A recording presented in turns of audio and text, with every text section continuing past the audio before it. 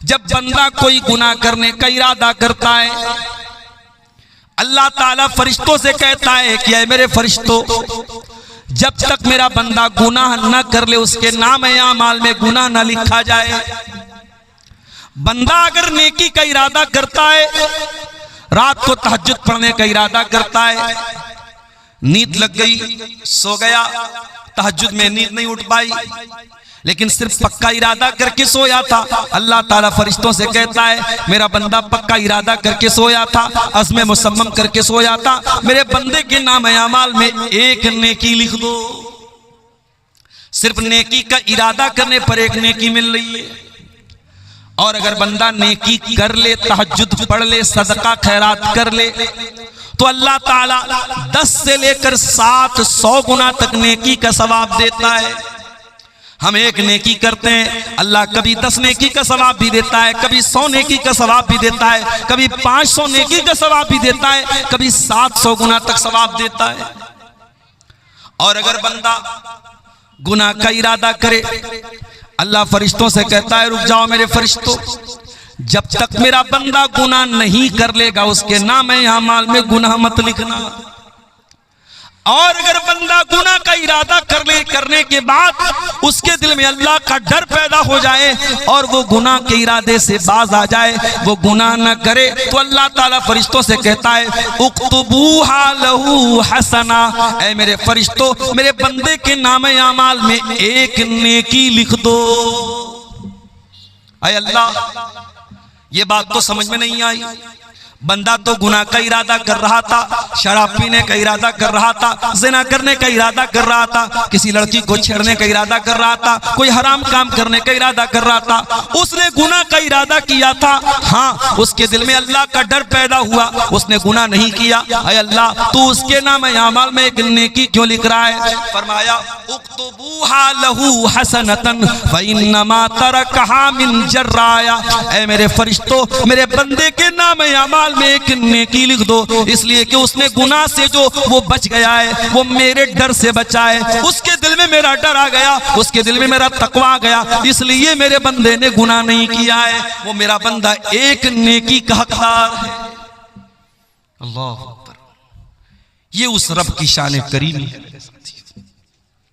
वो रब हम पर कितना मेहरबान है, इसको और बेहतर तरीके से समझने के लिए जो मैंने दूसरी आयत पढ़ी है, सूरह ज़ुमर की आयत नंबर 53, आयत नंबर 53, और ये वो आयत है कि सहाबी रसूल अब्दुल्लाह बिन मसूद कहा करते थे कि कुरान की सबसे ज्यादा उम्मीद दिलाने वाली, सबसे ज्यादा मायूसी को दूर करने वाली, दिल में उम्मीदों की किरण पैदा करने वाली अगर कोई आयत है तो यही आयत है, सूरह ज़ुमर की आयत नंबर 53। आइए जरा उस आयत पर भी हम एक नजर डालते हैं। कुल या इबादी अल्लज़ीना असरफू अला अनफुसिहिम, ऐ नबी आप फरमा दीजिए, कह दीजिए, ऐ मेरे वो बंदो जिन्होंने गुनाह कर करके अपनी जानों पर जुल्म किया है। गौर कीजिएगा, अल्लाह ताला चाहता तो ये भी कह सकता था ऐ नबी मेरे गुनहगार बंदों से कह दीजिए, ऐ नबी शराबियों से कह दीजिए, ऐ नबी जानियों से कह दीजिए, ऐ नबी शिर्क करने वालों से कह दीजिए, मगर अल्लाह का अंदाज देखो। अल्लाह कह रहा है कुल या इबादी अल्लज़ीना असरफू, ऐ नबी आप कह दीजिए, ऐ मेरे बंदो। इंसान तो अल्लाह से डर भी नहीं रहा है, शराब पीने वाला शराब पीता है, अल्लाह से नहीं डरता है, ज़िना करने वाला ज़िना कर रहा है, अल्लाह से नहीं डर रहा है, हराम खाने वाला हराम का खा रहा है, अल्लाह से नहीं डर रहा है, कत्ल करने वाला कत्ल कर रहा है, अल्लाह से नहीं डर रहा है, वो तो अल्लाह से भाग रहा है, वो तो अल्लाह को छोड़ रहा है, मगर अल्लाह उसको छोड़ने को तैयार नहीं है। वो तो अपना रिश्ता अल्लाह से तोड़ने की कोशिश कर रहा है, लेकिन अल्लाह उससे रिश्ता नहीं तोड़ रहा है। अल्लाह ज़िना के बाद भी उसको अपना बंदा कह रहा है, कत्ल के बाद भी उसको अपना बंदा कह रहा है, शिर्क के बाद भी उसको अपना बंदा कह रहा है। कुल या इबादियल्लज़ीना असरफू, ऐ मेरे बंदो, तुमने पाप कर करके, तुमने गुनाह कर करके अपनी जानों पर बहुत जुल्म कर लिया, बहुत अत्याचार कर लिया, अपने आप को बहुत सता लिया।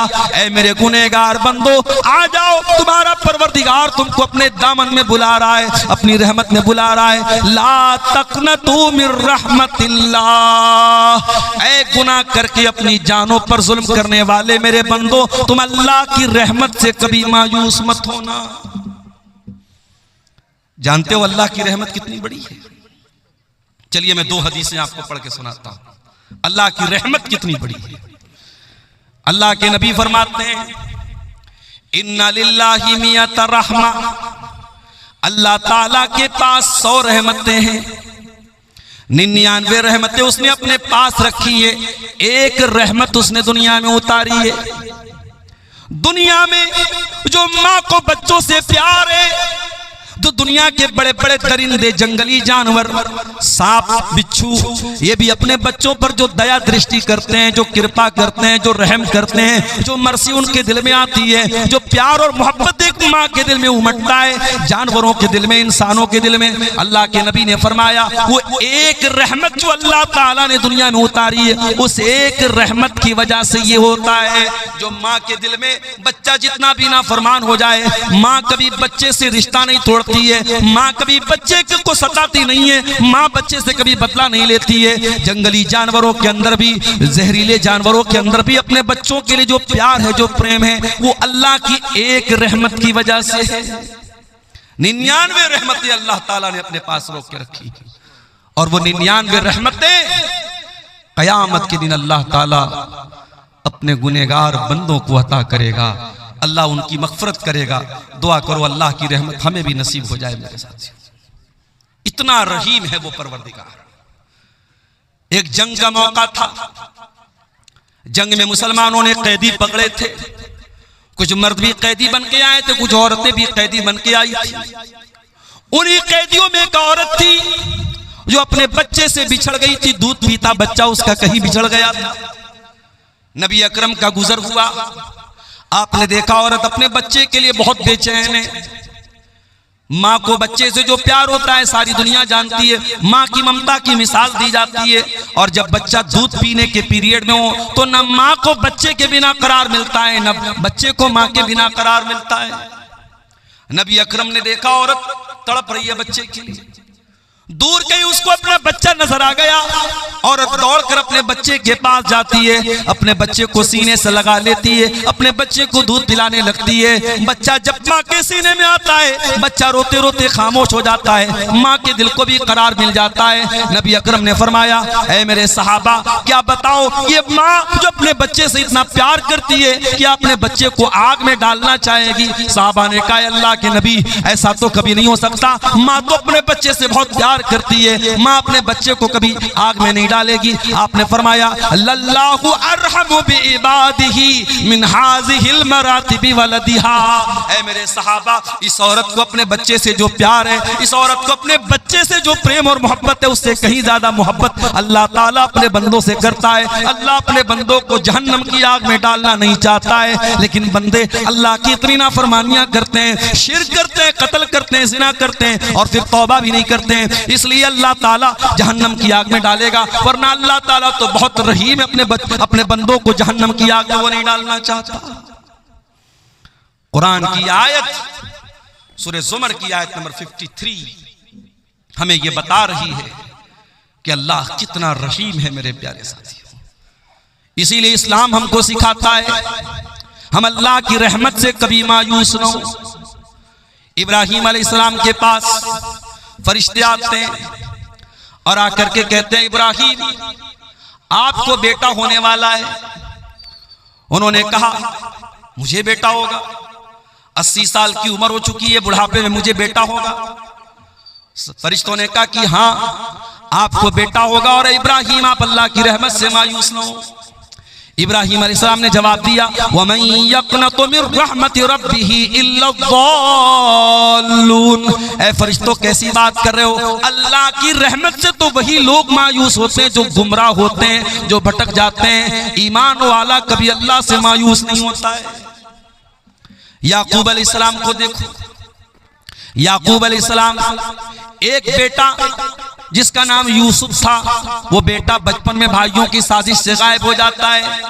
फिर दूसरा बेटा, भाई लोग आके कहते हैं कि अब्बा जान, आपके बेटे को अजीज मिस्र ने रोक लिया है। हजरत याकूब अलैहिस्सलाम समझ जाते हैं कि ये भी कोई प्लानिंग है। कहते हैं, इज़हबू, ऐ मेरे बच्चों जाओ, फतहस्ससू मिन यूसुफ व अखी, और जा करके यूसुफ को तलाश करो और यूसुफ के भाई को तलाश करो। वला तयअसू मिन रौहिल्लाह, और अल्लाह की रहमत से मायूस मत हो। इन्नहू ला ययअसू मिन रौहिल्लाहि इल्लल कौमुल काफिरून। फरमाया, अल्लाह की रहमत से वही लोग मायूस होते हैं जो काफिर होते हैं। मोमिन कभी अल्लाह की रहमत से मायूस नहीं होता।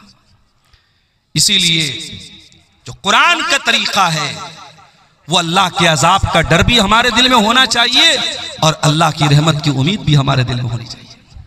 इसीलिए पांचों टाइम की नमाज में जब हम सूरह फातिहा पढ़ते हैं तो हम अल्लाह ताला के अजाब को भी याद करते हैं, उसकी रहमत को भी याद करते हैं। हम कहते हैं, अल्हम्दुलिल्लाहि रब्बिल आलमीन अर्रहमानिर रहीम मालिकी यौमिद्दीन। तमाम तारीफें उस अल्लाह के लिए हैं जो सारी कायनात का रब है, जो बहुत मेहरबान है, बहुत रहम वाला है और बदले के दिन का मालिक है। वो डे ऑफ जस्टिस का मालिक है, वो इंसाफ के दिन का मालिक है। वो इंसाफ भी करेगा, वो बंदों को उनके अमाल का बदला भी देगा। हमें अल्लाह के अजाब का डर भी होना चाहिए और उसकी रहमत की उम्मीद भी होनी चाहिए। इसीलिए रहमान रहीम भी कहा गया और मालिकी यौमिद्दीन भी कहा गया। तो कुरान की आयत दुनिया के तमाम गुनहगारों को दावत दे रही है। ऐ शराब पीने वालों, ऐ ज़िना करने वालों, ऐ कत्ल करने वालों, ऐ गलत कामों में अपने हाथों को मुलव्विस करने वालों, ला तक़नतू मिन रहमतिल्लाह, तुम अल्लाह की रहमत से मायूस मत होना।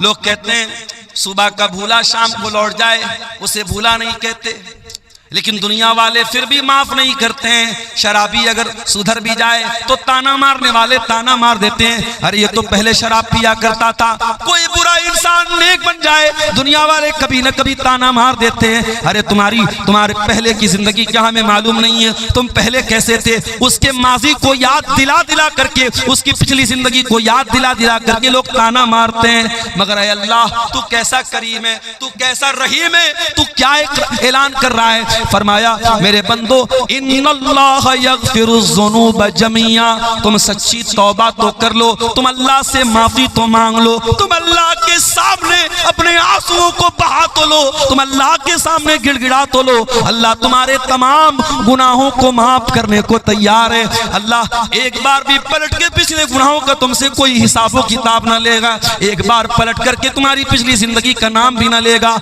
अल्लाह सारे गुनाहों को माफ कर देगा।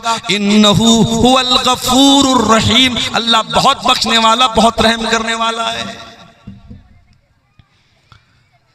कुल या इबादियल्लज़ीना अस्रफू अला अनफुसिहिम, ऐ मेरे बंदो जिन्होंने गुनाह करके अपनी जान पर जुल्म किया है।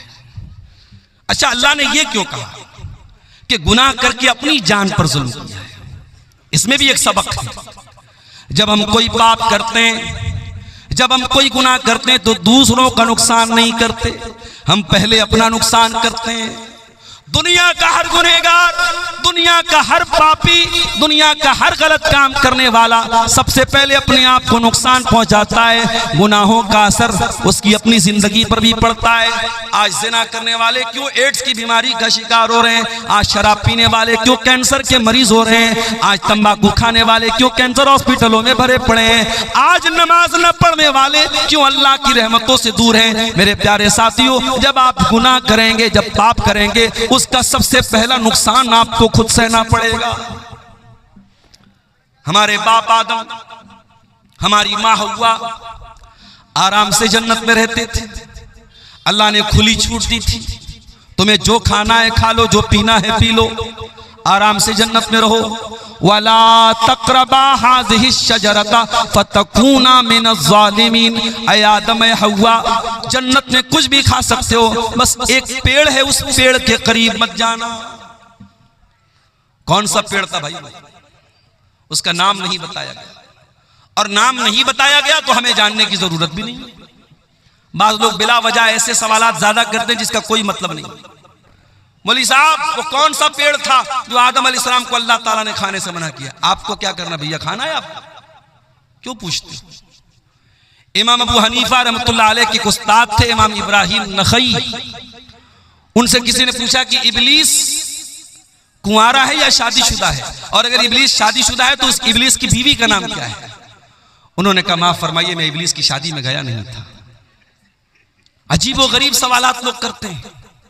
एक आदमी बीड़ी पी रहा है, सिगरेट पी रहा है, और मुझसे आके पूछ रहा है मौलवी साहब, वो हाबिल काबिल में जो झगड़ा हुआ था इस लड़की की वजह से, उस लड़की का नाम क्या था? मैंने कहा आपको रिश्ता भेजना है उसके पास।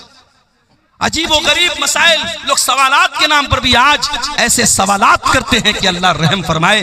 मेरे प्यारे साथियों, सवाल वो कीजिए उलमा से जो आपके दीन और दुनिया से रिलेटेड हो, जिसका कोई मतलब। बस अल्लाह ने मना कर दिया उस पेड़ के करीब मत जाओ, अल्लाह ने नाम नहीं लिया, हमें जानने की जरूरत नहीं। शैतान आया, वही शैतान जो अल्लाह से वादा कर चुका है, सुम्मा लातियन्नहुम मिन बैनि अयदीहिम व मिन खल्फिहिम व अन ऐमानिहिम व अन शमाइलिहिम व ला तजिदु अक्सरहुम शाकिरीन। ऐ अल्लाह, मैं आदम को और आदम की औलाद को क़यामत तक बहकाता रहूंगा। ऐ अल्लाह, मैं तेरे बंदों को क़यामत तक बहकाता रहूंगा। कभी आगे से बहकाऊंगा, कभी पीछे से बहकाऊंगा, कभी दाहिनी तरफ से बहकाऊंगा, कभी बाएं तरफ से बहकाऊंगा। व ला तजिदु अक्सरहुम शाकिरीन। और अल्लाह, मैं वादा करता हूँ तेरे ज्यादातर बंदों को तेरा नाशुक्रा बना दूंगा। तेरे बंदों की मेजॉरिटी, तेरे बंदों की ज्यादातर संख्या तेरी नाफरमान हो जाएगी, तेरे साथ शिर्क करेगी, तेरी धरती पर पाप करेगी, तेरी नाफरमानी करेगी। शैतान तो वादा कर चुका था, और शैतान को अल्लाह ने यह अथॉरिटी दे दी थी कि ठीक है, तू आदम को और आदम की औलाद को तू बहकाने की कोशिश कर सकता है। शैतान आया और उसने कहा, ऐ आदम ऐ हुआ, अला अदुल्लुकुम अला शजरतिल खुल्दी। ऐ आदम, ये पेड़ जिसके करीब जाने से अल्लाह ने मना किया है, ये पेड़ कोई मामूली पेड़ नहीं है, ये अमृत का पेड़ है, ये हमेशा हमेशा तुम्हें जिंदगी देगा। इस पेड़ का फल तुम खा लोगे तो हमेशा हमेशा रहोगे। अच्छा, एक बात ये पता चली कि इंसान की जो नेचुरल ख्वाहिश होती है कि उम्र लंबी मिल जाए, ये इंसान की जो नेचुरल ख्वाहिश है, ये आदम अलैहिस्सलाम के अंदर भी थी। शैतान ने हजरत आदम को बहकाने के लिए रास्ता कौन सा अपनाया, हथियार कौन सा चुना? कहा कि ऐ आदम, ये पेड़ ऐसा है, अमृत का पेड़ है, इसको खा लोगे कभी मौत नहीं आएगी। तो लंबी जिंदगी की जो तलब होती है वो आदम के अंदर भी थी। कहा, ऐ आदम, इस पेड़ को खा लो, तुम हमेशा हमेशा रहोगे। लेकिन शैतान को यह भी पता था आदम इतनी जल्दी मेरी बात नहीं मानेंगे। वक़ासमहुमा इन्नी लकुमा लमिनन नासिहीन। शैतान ने कसम खा के कहा, ऐ आदम, मैं अल्लाह की कसम खा के कहता हूँ, मैं तुम्हारी खैर खाही चाहता हूँ। पता ये चला अल्लाह वालों को अल्लाह के नाम पे आसानी से बेवकूफ़ बनाया जा सकता है। जो अल्लाह को मानने वाला हो उसके सामने अल्लाह की कसम खा लो, वो बात मान लेगा, वो इकरार कर लेगा। शैतान ने अल्लाह की कसम खा के कहा, ऐ आदम, ऐ हव्वा, मैं तुम्हारा बहुत बड़ा खैर का हूं, बहुत बड़ा तुम्हारा भलाई चाहने वाला हूं। कुरान कहता है, फदल्लाहुमा बिगुरूर। शैतान ने हमारे बाप आदम को, हमारी माँ हव्वा को अपने शीशे में उतार लिया, उनसे वो पाप करवा दिया, उनसे वो गलती हो गई और उन्होंने वो पेड़ का फल खा लिया। फलम्मा ज़ाक़ा शजरा, और जब दोनों ने उस पेड़ को सिर्फ चख लिया, खाया भी नहीं था, सिर्फ चखा था, हाय हाय, खाया भी नहीं, अल्लाह ने अकला नहीं कहा, अल्लाह ने जाका कहा। यानी आदम और हव्वा ने बस उस पेड़ को जरा सा टेस्ट किया था। अरे खाया होता तो क्या असर होता, सिर्फ टेस्ट किया था, सिर्फ जरा सा मुंह में डाला था। फलम्मा ज़ाक़ा शजरत बदत लहुमा सौआतुहुमा, जैसे ही उस पेड़ के फल को उन्होंने स्वाद ले लिया, उसका टेस्ट ले लिया, उसको मुंह में डाल लिया, दोनों की शर्मगाहें खुल गईं, दोनों के बदन के कपड़े उतर गए। अल्लाह की नाफरमानी की पहली सजा क्या मिली? नंगे हो गए। जन्नत में रेशम के कपड़े पहनते थे, बेहतरीन कपड़े पहनते थे। आदम का कपड़ा भी उतर गया, हव्वा का कपड़ा भी उतर गया। अच्छा, जब दोनों नंगे हो गए तो पहली चिंता क्या हुई कि अपनी शर्मगाह को कैसे ढांपा जाए। कुरान कहता है बदत लहुमा सौआतुहुमा व तफिका यक्सिफानी अलैहिमा मिन वरक़िल जन्ना, और आदम और हव्वा दोनों जन्नत के पत्तों से अपनी शर्मगाह को ढांपने लगे। उन्हें नंगा रहना पसंद नहीं था, उन्हें शर्मगाह का खुला रहना पसंद नहीं था। आज कितने बदतमीज लोग हैं, कितने बेगैरत लोग हैं, नंगे रहने को और शर्मगाह को दिखाने को वो बहुत बड़ी तरक्की समझते हैं। आज कितनी लड़कियां हैं, कितनी औरतें जो अपने जिस्म की नुमाइश करके इंस्टाग्राम पर पैसे कमा रही हैं। कितने बेगैरत शौहर हैं जो अपनी बीवी के जिस्म की नुमाइश करके पैसे कमा रहे हैं। वो लोगों, ये नंगा रहना, ये नंगापन, ये न्यूडिटी, ये वल्गैरिटी, ये उरियानियत, ये बेहुदापन, ये आदम का तरीका नहीं है, ये हव्वा का तरीका नहीं है। आदम का तरीका तो अपने आप को कवर करना है, अपने आप को छुपाना है। जो हकीकत में आदम की औलाद है, जो आदमी कहलाने के लायक है, जो इंसान कहलाने के लायक है, वो कभी भी वल्गैरिटी को पसंद नहीं करेगा, वो न्यूडिटी को पसंद नहीं करेगा, वो नंगेपन को पसंद नहीं करेगा। नंगापन ये इंसानियत के खिलाफ है, ये ह्यूमैनिटी के खिलाफ है, ये आदम और हव्वा के तरीके के खिलाफ है। दोनों जल्दी से अपनी शर्मगाह को कवर करने लगे, ढांपने लगे।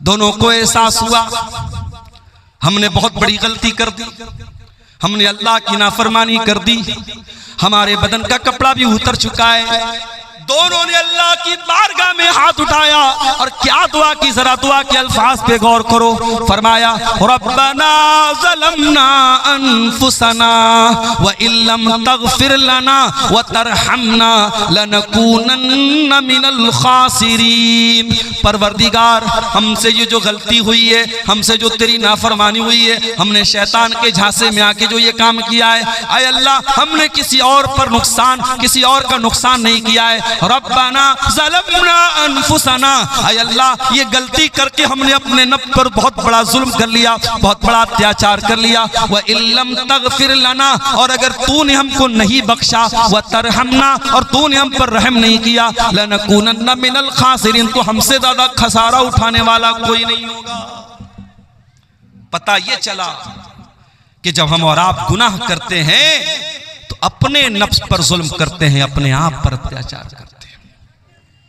और आगे बढ़िए, यूनुस अलैहिस्सलाम को देखिए, अपनी कौम को छोड़ के चले गए अल्लाह की इजाजत के बगैर, अल्लाह की मर्जी के बगैर, अल्लाह की इजाजत के बगैर, अल्लाह के हुक्म के बगैर अपनी बस्ती को छोड़ के चले गए। अल्लाह ने कहा पहुंचा दिया, फल्तकमहुल हूत, मछली के पेट में पहुंचा दिया।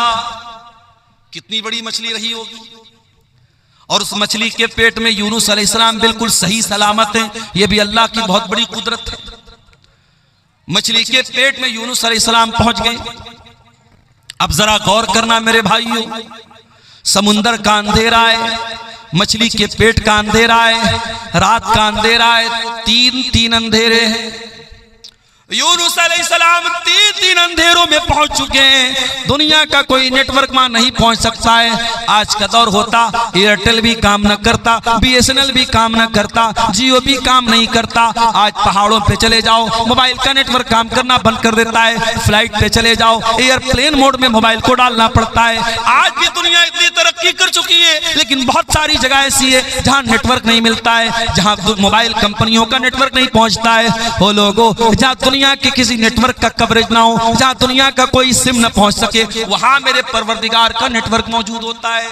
यूनुस अलैहिस्सलाम मछली के पेट में पहुंच चुके हैं, उन्हें एहसास हो गया मुझसे गलती हो गई, मुझे अल्लाह की इजाजत के बगैर अपनी कौम को छोड़ के नहीं जाना चाहिए था। फनादा फिस्सुलुमात, उन्होंने मछली के पेट में अल्लाह को पुकारा। उनके दिल में एक बार भी ये ख्याल नहीं आया ये तो मछली का पेट है, ये तो अंधेरा है, ये तो समुंदर की गहराई है, यहाँ मेरी आवाज अल्लाह तक कैसे पहुंचेगी। यूनुस को यकीन था जहाँ दुनिया का कोई नेटवर्क ना पहुंचे वहां अल्लाह का नेटवर्क मौजूद है। फनादा फिस्सुलुमात, उन्होंने मछली के पेट में अल्लाह को पुकारा। और क्या पुकारा? ला इलाहा इल्ला अंता सुब्हानक इन्नी कुन्तु मिनज़्ज़ालिमीन। ऐ अल्लाह तेरे सिवा मेरा कोई माबूद नहीं, तेरे सिवा मेरा कोई सहारा नहीं, सुब्हानका तू पाक है, इन्नी कुन्तु मिनज़्ज़ालिमीन। ऐ अल्लाह मैं बहुत बड़ा जालिम हूँ, मुझसे गलती हो गई, अल्लाह मुझको माफ फरमा दे। हो लोगों, दुआ मांगने की तमीज सीखो, दुआ मांगने का तरीका सीखो। आगे रमजान आ रहा है, रमजान दुआओं का महीना है। जब रोजा रख के तुम अल्लाह से दुआ करोगे अल्लाह जरूर तुम्हारी दुआ को सुनेगा।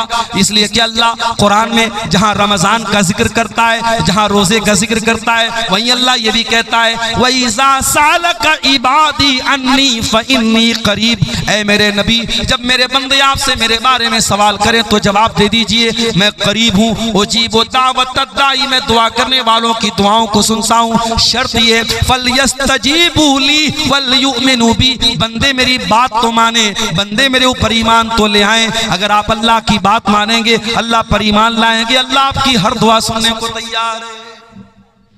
हमें दुआ मांगने का तरीका ही नहीं आता मेरे साथी। यूनुस ने अल्लाह से कितनी प्यारी दुआ मांगी, इसीलिए अल्लाह के नबी फरमाते हैं दावतो ज़िन्नून, मछली वाले नबी की दुआ जब मुसलमान किसी मुसीबत में पड़ता है तो अल्लाह ताला जरूर उसकी मुसीबत को दूर करेगा। ये बहुत प्यारी दुआ है। ला इलाहा इल्ला अंता सुब्हानका इन्नी कुन्तु मिनज़्ज़ालिमीन। ऐ अल्लाह तेरे सिवा मेरा कोई माबूद नहीं है, तू पाक है, मैं जालिम हूँ। जरा इस दुआ के अंदर भी गौर करो, बंदा अपने आप को जालिम कह रहा है। इसका मतलब ये हुआ कि जब भी हम कोई गुनाह करते हैं तो पहले अपना नुकसान करते हैं। और ये बात याद रखो मेरे साथ, आपके गुनाहों की सजा आपके बच्चे भी भुगत रहे हैं, हमारे गुनाहों की सजा हमारा परिवार भी भुगतता है। हम कोई पाप करते हैं उसका असर हमारे बच्चों पर भी पड़ता है, हमारी बीवी पर भी पड़ता है, हमारे परिवार पर भी पड़ता है, हमारी पूरी जिंदगी पर पड़ता है।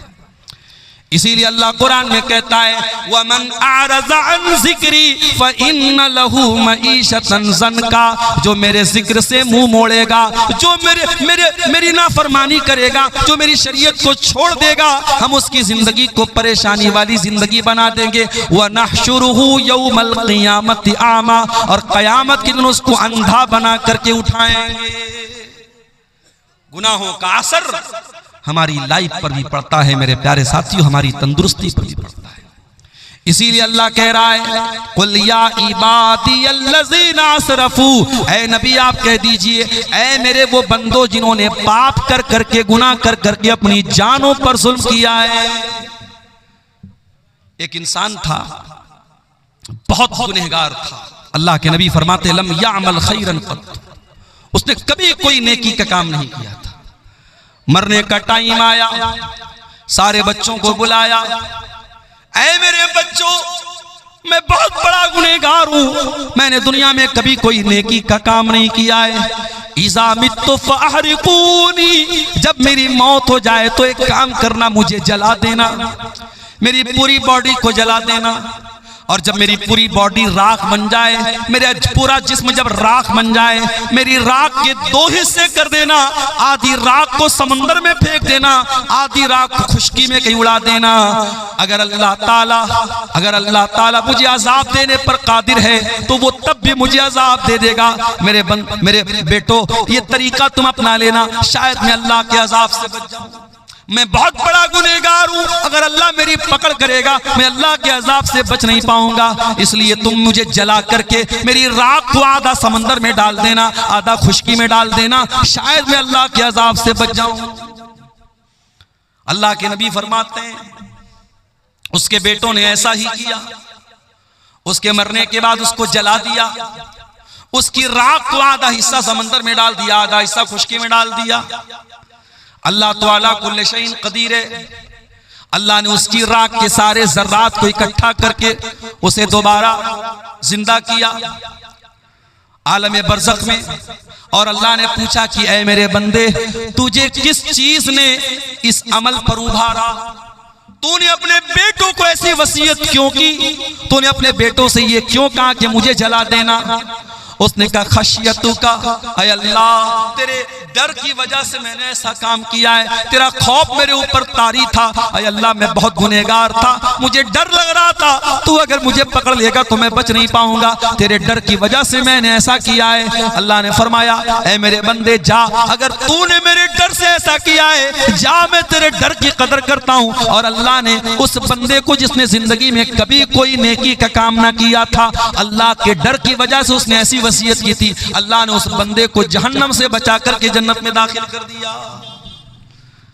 इतना करीम है हमारा परवरदिगार मेरे प्यारे साथियों। इसलिए इंसान कभी गुनाह करते करते ये ना सोचे कि अब मैं तौबा भी करूंगा तो पता नहीं मेरी तौबा कबूल होगी कि नहीं होगी। जहां आपके गुनाहों की सरहदें खत्म हो जाती हैं, वहां से अल्लाह की रहमतों की सरहद शुरू होती है मेरे साथियों।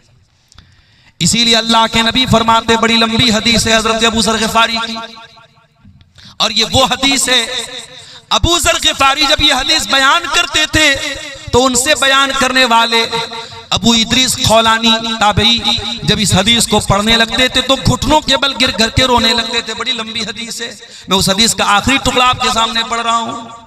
अल्लाह के नबी फरमाते कि अल्लाह ताला कहता है, ऐ मेरे बंदो, तुम में से जितने लोग पहले पैदा हुए, जितने बाद में आए, जितने इंसान हैं, जितने जिन्नात हैं, अगर सब मेरे पास आकर के मुझसे अपना अपना सवाल करें, अपनी अपनी मुराद मांगे और सबको मैं उनकी मुराद दे दूं, मा नक़स मिन मुल्की शैया, मेरी हुकूमत के खजाने में, मेरी सल्तनत में कोई कमी आने वाली नहीं है। इल्ला कमा यनकुसुल मिख्यत मिनल बहर, जैसे समंदर में सुई को डाला जाए तो सुई समुंदर से जितना पानी लेके निकलेगी, जरा सा भी पानी सुई लेकर के नहीं निकल सकती। सुई को समुद्र में डाला जाए कितना पानी निकलेगा? अल्लाह ने फरमाया अगर सारे बंदों को मैं उनकी मुंह मांगी मुराद दे दूं, मेरे खजाने में उतनी भी कमी आने वाली नहीं है।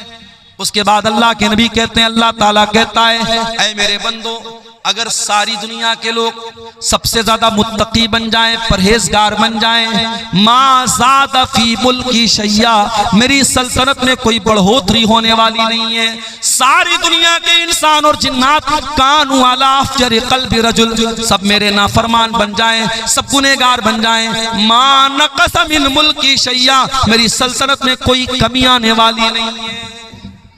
हम अगर गुनाह करते हैं मेरे साथी, हम अगर पाप करते हैं तो हम अपना नुकसान करते हैं, अल्लाह का कोई नुकसान नहीं करते हैं। अल्लाह की शान में, उसकी हुकूमत में कोई कमी आने वाली नहीं है मेरे प्यारे साथी। इसीलिए हमें और आप को चाहिए कि हम अल्लाह की तरफ रुजू करें, हम अल्लाह से सच्ची तौबा करें। और सूरह ज़ुमर की आयत हमें उसी तौबा की तरफ बुला रही है मेरे साथी। कुल या इबादियल्लज़ीना असरफू अला अनफुसिहिम ला तक़नतू मिन रहमतिल्लाह, ऐ नबी आप कह दीजिए, ऐ मेरे बंदो, जिन्होंने गुनाह कर कर के अपनी जानों पर जुल्म किया है, ला तक़नतू मिन रहमतिल्लाह, तुम अल्लाह की रहमत से कभी मायूस मत होना। 14 फरवरी की तारीख अभी गुजरी है, पूरी दुनिया में इसको वैलेंटाइंस डे के नाम से मनाया जाता है। बहुत सारे लोगों ने उस दिन गलत काम भी किए, ज़िनाकारी का एक बाजार गर्म हुआ, वक्ती तौर पर गुनाह की लज्जत तो मिल गई, लेकिन याद रखो मेरे प्यारे साथियों, गुनाह वक्ती तौर पर तो लज्जत दे देता है, लेकिन परमानेंटली इंसान के लिए बहुत नुकसानदेह साबित होता है। ये जिना करने वाले, ये हराम काम करने वाले, ये नाजायज ताल्लुकात बनाने वाले ये वक्ती तौर पर तो जरूर थोड़ी लज्जत पा लेते हैं, मगर परमानेंट तौर पर, दायमी तौर पर वो अल्लाह की तरफ से बहुत बड़ी बेबरकती के शिकार हो जाते हैं। उनकी जिंदगी से बरकत खत्म हो जाती है, वो अल्लाह की रहमत से दुत्कार दिए जाते हैं। कुरान की आयत उन जिना करने वालों को भी दावत दे रही है, ला तक़नतू मिर रहमतिल्लाह। अगर तुमने वाकई में जिना कर लिया है, तुमने शराब पी ली है, तुमने गलत काम कर लिए हैं, तुमने कोई गुनाह का काम कर लिया है, ला तक़नतू मिर रहमतिल्लाह, आओ तुम्हारा परवरदिगार तुमको तौबा की दावत देता है, आ जाओ अल्लाह से सच्ची तौबा कर लो, अल्लाह तुमको कबूल करने को तैयार है। आज तो हालात ये हैं, अदालत में अपराधी पकड़ा जाता है, झूठा गवाह ला करके अपराधी अपने आप को बचा लेता है। पैसे वाला होता है, जज से भी समझौता कर लेता है, वकीलों से, अच्छे वकीलों को हायर करके अपने आप को बचा लेता है। अल्लाह की अदालत में तो ऐसा होने वाला नहीं है मेरे साथी। अल्लाह की अदालत में ना झूठा गवाह आएगा, न कोई गलत सबूत आप लेकर आ पाएंगे। अल्लाह की अदालत में तो अल्लाह जबान पर मुहर लगा देगा। फरमाया अल यौमा नख्तिमु अला अफवाहिहिम व तुकल्लिमुना अयदीहिम व तशहदु अर्जुलुहुम बिमा कानू यक्सिबून। कयामत के दिन हम तुम्हारे मुंह पर मुहर लगा देंगे, तुम्हारा हाथ गवाही देगा, तुम्हारे पैर गवाही देंगे। तुमने हाथों से क्या क्या करतूत किए थे, हाथ बोलेगा, तुमने पैरों से क्या क्या करतूत किए थे, पैर बोलेगा। हत्ता इज़ा मा जाऊहा शहीदा अलैहिम समउहुम व अबसारुहुम व जुलूदुहुम बिमा कानू यामलून। कयामत के दिन जब तुम अल्लाह की बारगाह में आओगे, तुम्हारा कान भी तुम्हारे खिलाफ गवाही देगा। ओ कानों में एयरपॉड लगा करके दिन रात गाना सुनने वालों, ओ म्यूजिक में रातें बसर करने वालों, ओ बाइक चलाते हुए गाना सुनने वालों, ओ कार चलाते हुए गाना सुनने वालों, तुमने कानों से क्या क्या सुना है, ये कान कल कयामत के दिन गवाही देंगे। हत्ता इज़ा मा जाऊहा शहीदा अलैहिम समउहुम व अबसारुहुम। और फेसबुक की रील्स और इंस्टाग्राम के वीडियोस पर अपना टाइम बर्बाद करने वाले मेरे नौजवानों, अपनी आंखों से गंदी चीजें देखने वाले मेरे नौजवान साथियों, ये आंखें भी कयामत के दिन बोलेंगी, ये आंखें भी गवाही देंगी। और एक बात मैं बोलना चाहूंगा मेरे साथियों, क्योंकि रमजान अब सिर्फ 2 दिन की दूरी पर हमसे, हो सके तो 1 महीना के लिए ये रील्स की दुनिया से अपने आप को बाहर निकालता। ये रील्स कोई मामूली चीज नहीं है, ये रील्स गंदी फिल्मों से बड़ा किरदार अदा कर रही है, हमारे बच्चों को बर्बाद कर रही है, हमारी लड़कियों को बर्बाद कर रही है। इन रील्स को मेरे भाइयों रमजान की रातों को बर्बाद करने का जरिया मत बनाना, रमजान के दिनों को बर्बाद करने का जरिया मत बनाना। नेकी का मौसम आ रहा है, नेकी का महीना आ रहा है, हो सके तो कम से कम 1 महीना फेसबुक और इंस्टाग्राम को छोड़ देना, रील्स को छोड़ देना। और अगर नहीं छोड़ते हो तो याद रखो, ये आंखें भी कयामत के दिन गवाही देगी और ये चमड़ी भी गवाही देगी। वक़ालू लिजुलूदिहिम लिमा शहिदतुम अलैना। और इंसान बोलेगा अपनी चमड़ी से कि तू कैसे गवाही दे रही है, तू कैसे बोल रही है। क़ालू अंतक़नल्लाहुल्लज़ी अंतक़ कुल्ल शै। इंसान की चमड़ी कहेगी कि अल्लाह ने हमको बोलना सिखाया है, इसलिए आज हम बोल रहे हैं। तो दुनिया में हमारे झूठे गवाह हमें बचा लेंगे, मगर अल्लाह की अदालत में कोई झूठा गवाह नहीं होगा। वहां कान गवाही देगा, वहां आंखें गवाही देंगी, वहां हाथ गवाही देंगे, वहां पैर गवाही देंगे। इसलिए मेरे प्यारे साथियों, इससे पहले कि अल्लाह की अदालत में हमारा केस जाए, हम दुनिया में अल्लाह से सच्ची तौबा कर लें, हम अल्लाह के सामने माफी मांग लें।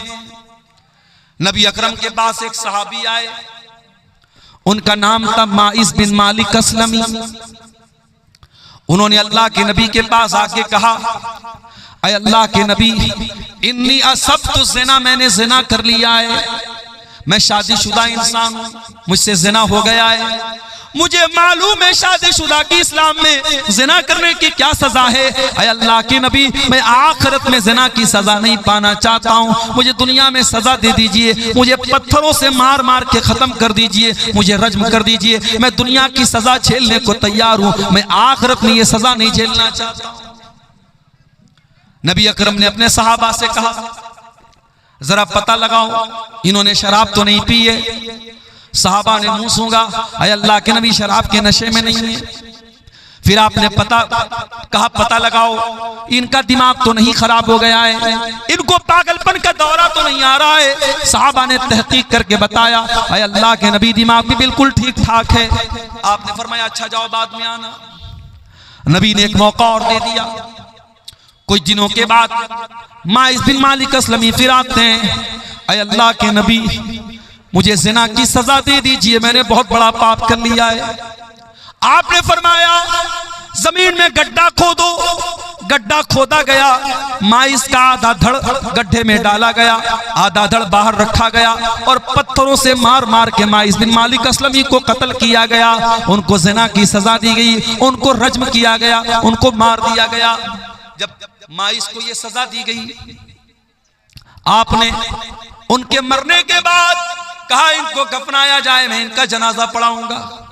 हजरत उमर फारूक ने कहा अल्लाह के नबी कैसी बात कर रहे हैं, एक जानी का जनाजा आप पढ़ाएंगे, एक ज़िना करने वाले के जनाजे की नमाज आप पढ़ाएंगे। आपने फरमाया लक़द ताब तौबतन लौ ताबहा सबऊन मिन अहलिल मदीनति लवसियतहुम। ऐ उमर तुम्हें क्या मालूम ये इसने कितनी सच्ची तौबा की है। ऐ उमर ये चाहता तो अपने आप को बचा सकता था, कौन जानता था इसने ज़िना किया है। इसने आकर के मेरे पास सच्ची तौबा की है, इसने आकर के अपने गुनाह का इकरार किया है। ऐ उमर इसने इतनी सच्ची तौबा की है, अगर मदीना के 70 गुनहगार भी ऐसी तौबा कर लेते तो अल्लाह 70 गुनहगारों को माफ कर देता। नबी ने जनाजे की नमाज पढ़ाई और इस वाक़े के कुछ ही दिनों के बाद अल्लाह के रसूल के पास एक औरत आती है। उस औरत का नाम तो नहीं मालूम, लेकिन वो कबीले गामिद की औरत थी, गामिदिया, उसको हदीसों में गामिदिया का नाम आया है। गामिदिया औरत आती है और वो आकर के कहती है अल्लाह के नबी मुझे पाक कर दीजिए, मैंने भी ज़िना किया है। और बाज़ उलमा ने लिखा कि माइस बिन मालिक अस्लमी ने इसी के साथ ज़िना किया था, वल्लाहु आलम, इसका कोई प्रूफ नहीं है। उसने आकर के कहा अल्लाह के नबी मुझे ज़िना की सजा दे दीजिए। आपने उसको टालने की कोशिश की। उसने कहा अल्लाह के नबी आप मुझे टालना चाहते हैं जैसे आप माइस बिन मालिक को टालना चाहते थे। अय अल्लाह के रसूल इन्नी लहुबला, मैं हमल से हूँ, मैं पेट से हूँ, मेरे पेट में बच्चा भी है, वलदुज़ ज़िना भी है। अय अल्लाह के नबी मैं वाकई में ये पाप मैंने किया है, मुझको आप ज़िना की सजा दे दीजिए। नबी अकरम ने कहा अगर वाकई में तुम हमल से हो तो जाओ, जब बच्चे की डिलीवरी हो जाए, जब बच्चा पैदा हो जाए तब तुम मेरे पास आना। यहाँ अपराधी अपने आप को बचाता है, यहाँ अपराधी खुद चल के आया है और अल्लाह के नबी उसको बचने का मौका दे रहे हैं। 9 महीने का टाइम आपने दे दिया। 9 महीने के बाद जब बच्चा पैदा हो गया, वो औरत अपने बच्चे को गोद में लेकर के आती है। अय अल्लाह के नबी मैं वही औरत गामिदिया, बच्चा पैदा हो चुका है, ये बच्चा ले लीजिए और मुझको ज़िना की सजा दे दीजिए। आपने फरमाया नहीं नहीं, बच्चा अभी बहुत छोटा है, अभी माँ के दूध के बिना ये बच्चा नहीं रह पाएगा। जब तक ये माँ का दूध पी रहा है तुमको सजा नहीं मिलेगी। जाओ, जब बच्चा दूध छोड़ देगा, जब रोटी खाने लगेगा तब तुम मेरे पास आना। 2 साल का टाइम आपने और दे दिया। जरा गौर करो मेरे प्यारे साथियों, 2 साल लंबा टाइम होता है। शायद सहाबा भी उस औरत को भूल चुके हैं, शायद अल्लाह के नबी भी भूल चुके हैं, शायद किसी को उस औरत के बारे में कुछ याद भी नहीं है। 2 साल के बाद सहाबे किराम के साथ अल्लाह के नबी बैठे हैं। एक औरत आती है, उसके हाथ में छोटा बच्चा है और बच्चे के हाथ में रोटी का टुकड़ा है। अय अल्लाह के रसूल मैं वही गामिदी औरत हूँ, मेरा बच्चा रोटी खाने लगा है, दूध छोड़ चुका है। अय अल्लाह के नबी अब देर न कीजिए, मैंने जो पाप किया था उस पाप का बोझ में अपने सीने पर महसूस कर रही हूँ। अय अल्लाह के नबी मुझे ज़िना की सजा दुनिया में दे दीजिए, मैं आखिरत की सजा झेल नहीं पाऊंगी। तहिरनी या रसूल अल्लाह, अय अल्लाह के नबी मुझे पाक कर दीजिए। आपने बच्चा एक मुसलमान के हवाले किया, औरत को गड्ढा खोद के गड्ढे में डाला गया, पूरे बदन को कस करके चादर से लपेटा गया ताकि बेपर्दगी ना हो। हाय हाय, औरत को ज़िना की सजा हो रही है, पत्थरों से मारा जाएगा। लेकिन इस्लाम औरत के पर्दे का कितना ख्याल रखता है कि ये सजा भी बेपर्दगी के साथ नहीं दी जाएगी। आज दुनिया वाले अपने आप को कहते हमने औरत को बड़ी इज्जत दे दी। अरे तुमने क्या इज्जत दी? अमेरिका का वो आदमी जिसका नाम जेफरी एप्स्टीन है, जिसके नंगेपन की फिल्में आज दुनिया के सामने आ रही हैं, जो 6 साल से लेकर के 14 साल तक की बच्चियों के साथ रेप किया करता था। बाकायदा उसका एक आइलैंड था अमेरिका में, और उस आइलैंड पर वो 6 साल से लेकर के 14 साल तक की बच्चियों को किडनैप करता था, उनके साथ दरिंदगी करता था, उनको नोचता था, उनके साथ जिना करता था। और यही नहीं, एप्स्टीन फाइल में यहां तक मौजूद है कि वो दरिंदा बच्चियों को कत्ल करके उनका गोश्त खाया करता था। ये दरिंदे ये आज इंसानियत की बात करते हैं, ये हैवान ये आज औरत की आजादी की बात करते हैं। अरे औरत को इज्जत अगर किसी ने दी है तो मजहब इस्लाम ने दी है। औरत को सम्मान किसी ने दिया है तो मजहब इस्लाम ने दिया है। औरत को सजा मिल रही है ज़िना की, मगर इस्लाम उस सिचुएशन में भी बेपर्दगी की तालीम नहीं देता है। नबी ने कहा उस औरत के पूरे बदन को कपड़े से कस करके बांधा जाए ताकि उसकी बेपर्दगी ना हो, उसके जिस्म की नुमाइश ना हो। पत्थरों से मारा जाने लगा, औरत का कपड़ा खून से लथपथ हो गया। थोड़ी देर के बाद उस औरत का इंतकाल हो गया। जब उसके ऊपर पत्थर मारा जा रहा था, उसके खून के कुछ छींटे हजरत खालिद बिन वलीद के कपड़े पर पड़ गए। खालिद बिन वलीद का सफेद कपड़ा, उस पर उस औरत के खून के छींटे पड़ गए। खालिद बिन वलीद की जबान से कुछ नाज़ेबा कलमात निकल गए, कुछ गलत चीजें निकल गई। पता नहीं कैसी गंदी औरत का खून मेरे कपड़े पर पड़ गया, इस तरीके का कोई जुमला उनकी जुबान से निकल गया। नबी ने फरमाया महलन या खालिद, ऐ खालिद खबरदार, अपनी जबान को लगाम दो। लक़द ताबत तौबतन लौ ताबहा साहिब मुहसिन लगफिर लहू। ऐ खालिद, इस औरत ने इतनी सच्ची तौबा की है, अगर कोई डाकू कोई डाका डालने वाला भी अगर तौबा करता तो अल्लाह ताला उसकी तौबा को कबूल कर लेता। मेरे प्यारे साथियों, उसके बाद अल्लाह के नबी ने उस औरत की भी जनाजे की नमाज पढ़ाई है। इसको तौबा कहते हैं। मेरे प्यारे साथियों, जब गुनहगार अपने गुनाहों के एहसास के बोझ के तले दब जाए और अल्लाह से अपनी गुनाहों की माफी मांगे, इसको तौबा कहते हैं। तौबा कोई खिलवाड़ नहीं है मेरे प्यारे साथियों, तौबा कोई मजाक नहीं है। जब तक इंसान को अपने गुनाहों का एहसास न हो, जब तक अपने गुनाहों की जिंदगी पर शर्मिंदगी न हो, नदामत न हो, जब तक उसकी आंखों से नदामत के आंसू न बहते हों, तब तक तौबा का कोई मतलब नहीं। और ये भी याद रखो मेरे प्यारे साथियों, अगर इंसान ने कोई ऐसा गुनाह किया है जिसका ताल्लुक हुकूकुल इबाद से है, किसी की जमीन हत्या ली, किसी का माल हड़प लिया, किसी के साथ चीटिंग कर ली, बेईमानी कर ली, फ्रॉड कर लिया, किसी की जमीन पर नाजायज कब्जा कर लिया, किसी के मकान पर तजावुज कर लिया, तो ये वो गुनाह है जो सिर्फ तौबा करने से माफ नहीं होगा, जो सिर्फ अल्लाह के सामने रोने से माफ नहीं होगा।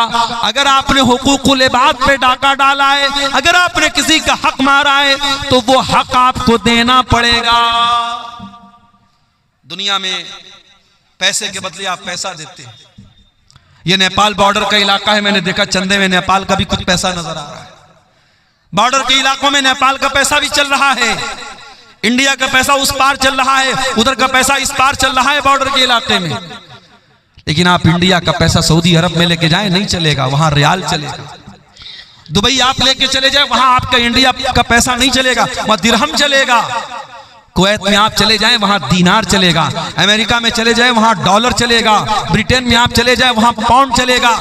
आप दुनिया के मुख्तलिफ मुल्कों में चले जाएं, वहां उनकी करेंसी चलती है। मेरे प्यारे साथियों, आखिरत में जब मरने के बाद हम अल्लाह के यहाँ जाएंगे तो वहां दुनिया का माल और दुनिया की दौलत और दुनिया की करेंसी नहीं चलेगी, वहां करेंसी चेंज हो जाएगी। अगर दुनिया में हमने किसी का माल हड़पा है, किसी की जमीन हड़पी है, किसी बहन बेटी के साथ हमने ज्यादती की है और उसका हक मारा है, तो कयामत के दिन हमें अपनी नेकियों से हाथ धोना पड़ेगा। कोई हमारा हमारी नमाज लेके चला जाएगा, कोई रोजा लेके चला जाएगा, कोई तरावी लेके चला जाएगा, कोई हज लेके चला जाएगा, कोई उम्रा लेके चला जाएगा, और उसके बाद भी अगर हकदार खड़े होंगे, अल्लाह के नबी फरमाते हैं सुम्मा उखिज़ मिन सय्यिआतिहिम, फिर उनके गुनाहों को लेकर के हमारे नामे आमाल में डाला जाएगा। और इंसान जो दुनिया से नेकी का पहाड़ लेके गया था, अगर हुकूकुल इबाद का मामला गड़बड़ है तो हालत ये हो जाएगी कि गुनाहों से लथपथ होकर के जहन्नम में फेंक दिया जाएगा। इसलिए मेरे प्यारे साथियों, अगर सच्ची तौबा करना चाहते हो हुकूकुल इबाद से, तो दुनिया में हक दे दो, हक दे दो।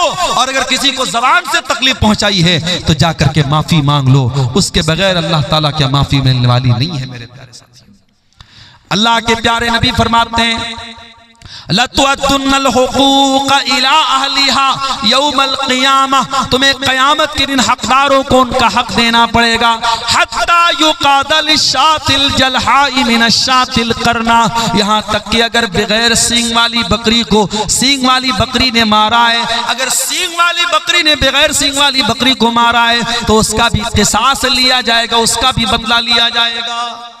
क़यामत के दिन उसका भी क़िसास लिया जाएगा मेरे साथियों। इसलिए मेरे प्यारे साथियों, अल्लाह से सच्ची तौबा करो। और सूरह ज़ुमर की आयत नंबर 53 हमें उसी की दावत दे रही है। कुल या इबादियल्लज़ीना असरफू, ऐ मेरे वो बंदो जिन्होंने गुनाह कर करके अपनी जानों पर जुल्म किया है, ला तक़नतू मिन रहमतिल्लाह, तुम अल्लाह की रहमत से मायूस न होना। आगे रमजान आ रहा है, अगर आप तौबा करना चाहते हैं, अगर अपनी जिंदगी को चेंज करना चाहते हैं, अपने अंदर परिवर्तन लाना चाहते हैं, रमजान से अच्छा कोई मौका नहीं है। रमजान हमारी जिंदगी में चेंजिंग लाता है। सुबह 4 बजे उठ करके हम आम दिनों में कुछ खाते नहीं है, लेकिन रमजान में उठ करके सहरी खा रहे हैं। दोपहर का खाना हम रोजाना खाते हैं, रमजान में दोपहर का खाना क्या होता है हम भूल जाते हैं। हम दोपहर में कुछ नहीं खाते हैं, हम शाम को 5 बजे इफ्तार कर रहे हैं। रमजान ने हमारे खाने का टाइम चेंज कर दिया, हमारे पान पीने का टाइम चेंज कर दिया, हमारे सोने का टाइम चेंज कर दिया। जो रमजान हमारे खाने पीने सोने का टाइम चेंज कर सकता है, वो रमजान हमारे गुनाहों की दुनिया को भी चेंज कर सकता है। अगर कोई शराब पीता है, आए सच्ची तौबा करे कि इस रमजान से मैं शराब को हाथ नहीं लगाऊंगा। कोई सिगरेट पी रहा है, कोई नशा कर रहा है, कोई ज़िना कर रहा है, आए और इस रमजान में अल्लाह से सच्ची तौबा करे, अल्लाह अब मैं ज़िना के करीब नहीं जाऊंगा, मैं शराब के करीब नहीं जाऊंगा, मैं हराम काम के करीब नहीं जाऊंगा। मेरे प्यारे साथियों, रमजान एक बेहतरीन मौका है अल्लाह से सच्ची तौबा करने का। और इसीलिए रमजान के आखिरी अशरे में जो एक रात आती है, जिस रात को अल्लाह ने खैरुम मिन अल्फि शहर, 1000 महीनों से अफजल कहा है। 1000 महीना कितना होता है? 84 साल। एक रात की इबादत 84 साल से भी बेहतर है, उससे अफजल है वो रात रमजान के आखिरी अशरे की कोई रात है। हजरत आयशा ने पूछा, अय अल्लाह के नबी, अराअयता इन अलिमतु अय्य लैलतिन लैलतुल क़द्र, अय अल्लाह के नबी अगर मुझे पता चल जाए कि कौन सी रात कद्र की रात है, अगर मुझे मालूम हो जाए कि कौन सी रात शब-ए कद्र है, मैं उसमें क्या पढ़ूंगी? आपने फरमाया, अय आयशा तुम ये दुआ पढ़ा करो, अल्लाहुम्मा इन्नका अफ़्वुन तुहिब्बुल अफ़्व फ़अफ़ु अन्नी, अय अल्लाह तू माफ करने वाला है, तू माफी को पसंद करता है, मुझको भी माफ कर दे। कितनी प्यारी दुआ है।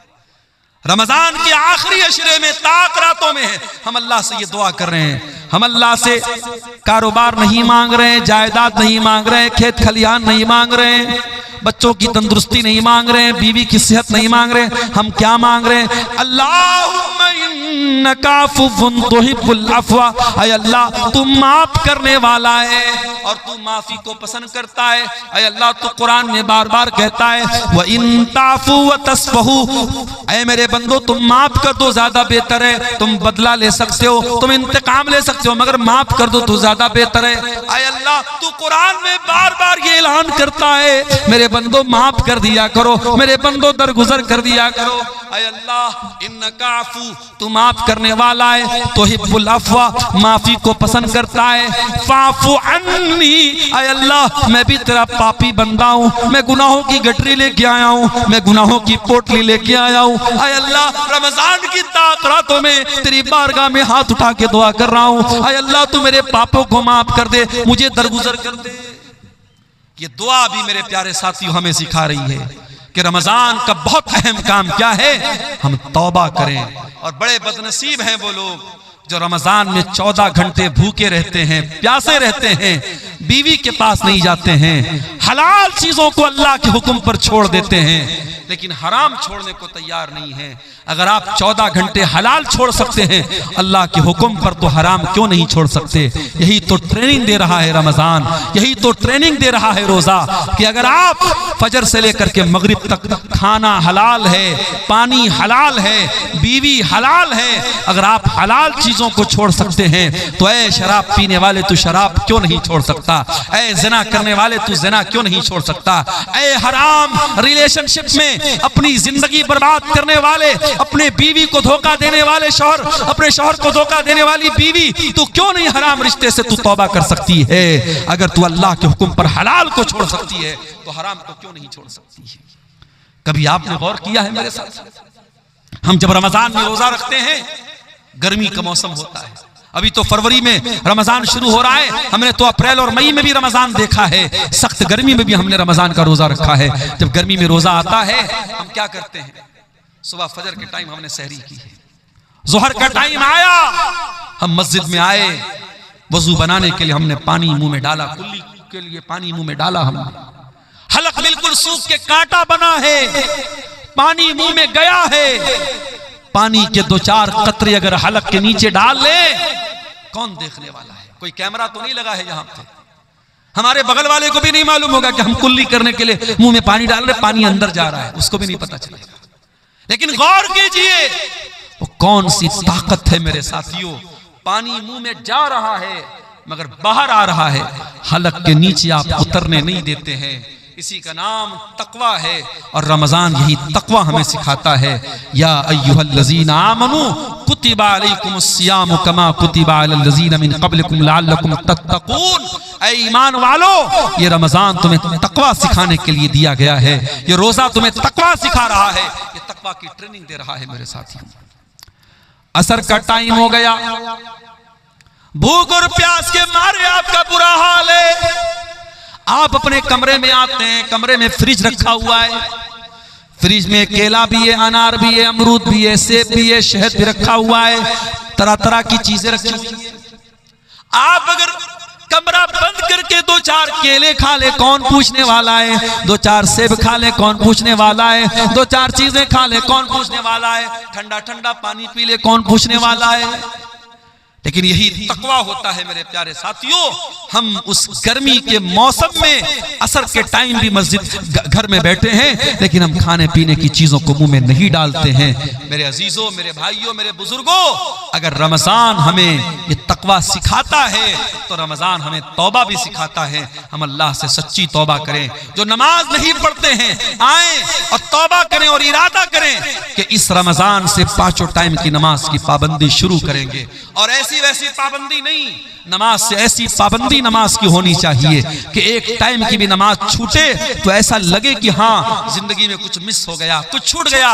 बगैर नमाज के सुकून न मिले, बगैर नमाज पढ़े नीयत ना आए, ऐसा ताल्लुक मेरे प्यारे साथियों नमाज से हमारा हो जाए। और कोशिश ये कीजिए कि रमजान में 5 टाइम की नमाज जमात से पढ़िए, बिला मजबूरी की आप जमात मत छोड़िए। और अजान की आवाज सुनते ही सारा काम बंद, सारी चीजों को पेंडिंग में डाल दीजिए, पहले मस्जिद में आइए और कोशिश कीजिए कि हर नमाज में आप वक्त के पहले मस्जिद में पहुंच जाएं, ताकि जब इमाम अल्लाहु अकबर कह करके नमाज शुरू करे, जब पहली तकबीर हो तो आप पहली तकबीर में शामिल हो जाएं। अल्लाह के प्यारे नबी फरमाते हैं लौ यअलमुन नासु मा फिन निदाई वस्सफ़िल अव्वल, अगर लोगों को पता चल जाए कि इकामत में शामिल होने का क्या सवाब है और पहली सफ में शामिल होने का क्या सवाब है, तो लोगों को अगर पर्ची डाल के आना पड़े और कुरान अंदाजी करके आना पड़े तो पर्ची डाल करके आएंगे, मगर पहली सफ में जगह पाएंगे। मेरे प्यारे साथियों, रमजान में एक टाइम की नमाज भी न छूटनी पाए, ये हम कोशिश करें। और हम ये भी कोशिश करें कि रमजान की रातें, दिन में तो हम भूखे प्यासे रहते हैं और रात में बैठ करके मोबाइल पर कोई फिल्में देख रहा है, कोई गाने सुन रहा है, कोई चैटिंग कर रहा है, वो हालात हमारे साथ नहीं होने चाहिए। रमजान की रातों को भी हम बचा करके रखें और खास तौर से जब रमजान का आखिरी अशरा आ जाए, जिसमें ताक रातों में हमें शबे कद्र को तलाश करने का हुक्म है। आखिरी अशरे के बारे में हजरत आयशा कहती हैं, जब रमजान का आखिरी अशरा आता था, अल्लाह के नबी पूरी पूरी रात जागते थे, अपने घर वालों को जगाते थे और कमर कस लेते थे। हमारे यहाँ उल्टी बात है, आखिरी अशरा आता है, कोई मार्केटिंग कर रहा है, कोई बीवी का कपड़ा देखने के लिए मार्केट जा रहा है, औरतें मेकअप का सामान लेने के लिए बाजार जा रही हैं। अल्लाह के वास्ते आखिरी अशरे को शॉपिंग का अशरा मत बनाओ, उसे खरीदारी का अशरा न बनाओ मेरे प्यारे साथियों। आखिरी अशरे में कोशिश करो कि हम ज्यादातर अपना टाइम इबादत में गुजारें, और इसीलिए एतिकाफ जैसी इबादत को आखिरी अशरे में सुन्नत करार दिया गया, ताकि आखिरी अशरे में हम अल्लाह को राजी करें। मेरे प्यारे साथियों, सूरह ज़ुमर की वो आयत हमें दावत दे रही है, या इबादियल्लज़ीना अस्रफू अला अनफुसिहिम, ऐ मेरे बंदो, अगर तुमने गुनाह कर करके अपनी जानों पर जुल्म किया है, आओ ला तक़नतू मिर रहमतिल्लाह, तुम अल्लाह की रहमत से मायूस मत हो। इन्नल्लाह यग़फ़िरुज़्ज़ुनूब जमीआ, अल्लाह तुम्हारे सारे पापों को, सारे गुनाहों को माफ कर देगा। इन्नहु हुवल गफूरुर रहीम, अल्लाह बहुत बख्शने वाला, रहम करने वाला है। मेरे अजीजों, ये चंद सवालात हमारे सामने आए हैं, जल्दी जल्दी इनका जवाब भी देख लेते हैं। रोजे की फजीलत पर कहा गया है कि कुछ बयान कर दीजिए। मेरे प्यारे साथियों, रोजे की इससे बढ़ के क्या फजीलत होगी कि जन्नत के 8 दरवाजे हैं, और जन्नत के 8 दरवाजे में एक दरवाजा जिसका नाम बाबुर रैयान है, वो खास रोजेदार के लिए। और ये भी याद रखिए, रोजा एक सीक्रेट इबादत है।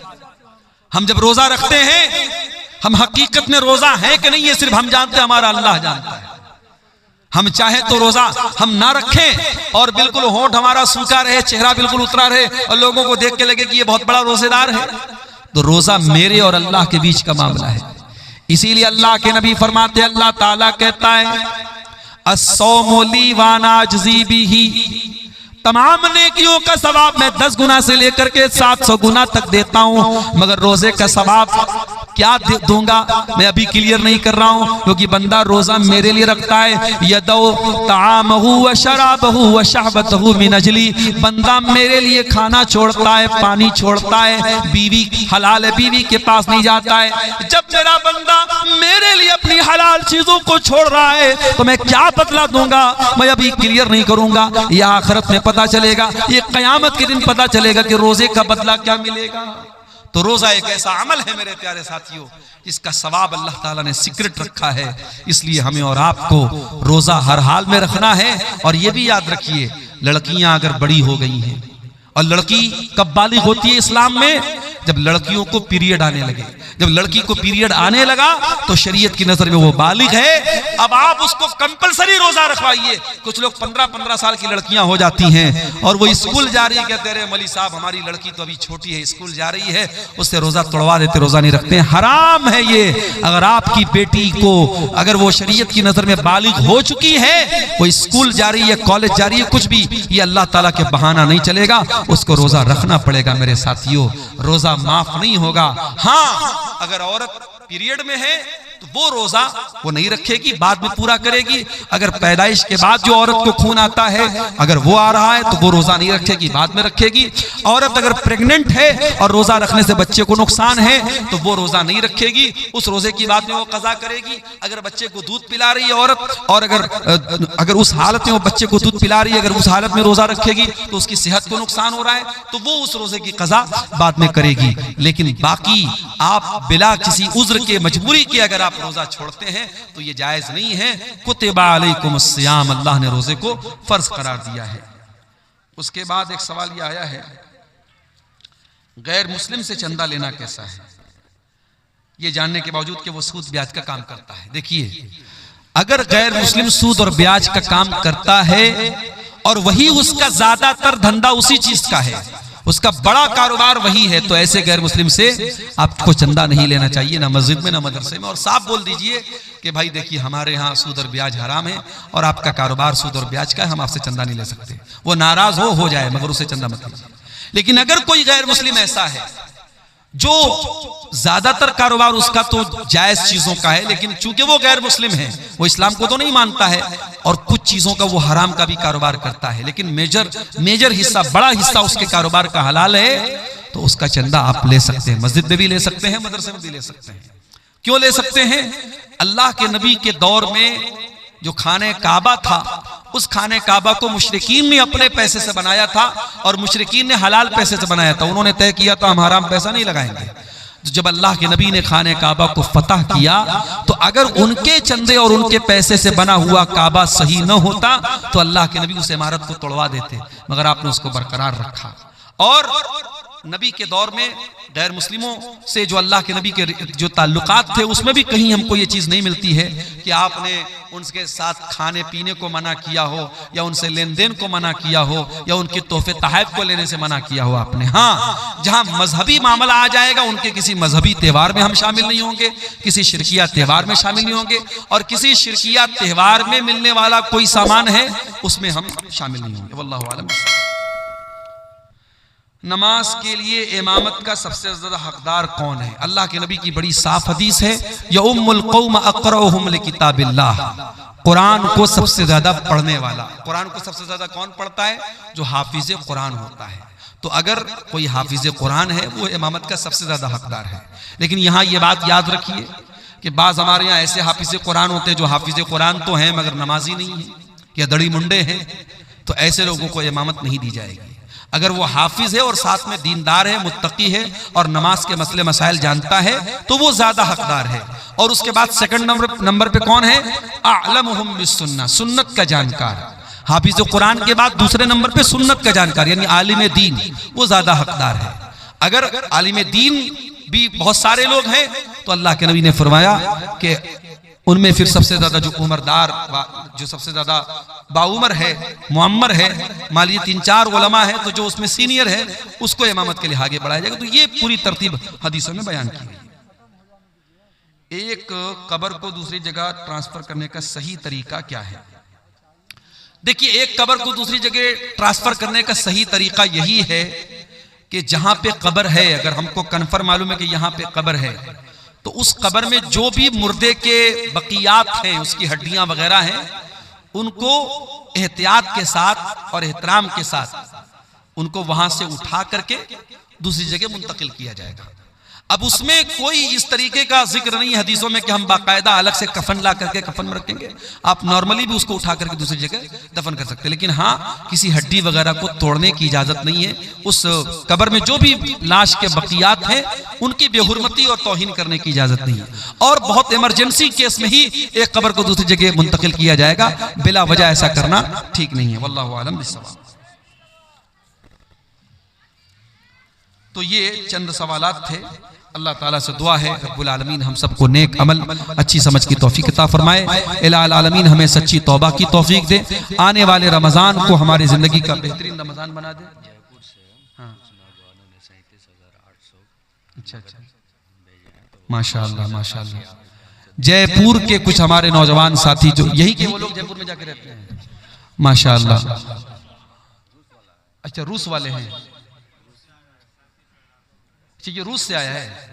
अच्छा अच्छा, यहाँ के कुछ नौजवान रूस में काम करते हैं माशाअल्लाह। उन्होंने तकरीबन 37,000 रुपये ऑनलाइन भेजे हैं इस मदरसे के लिए, मरियम लिल बनात के लिए।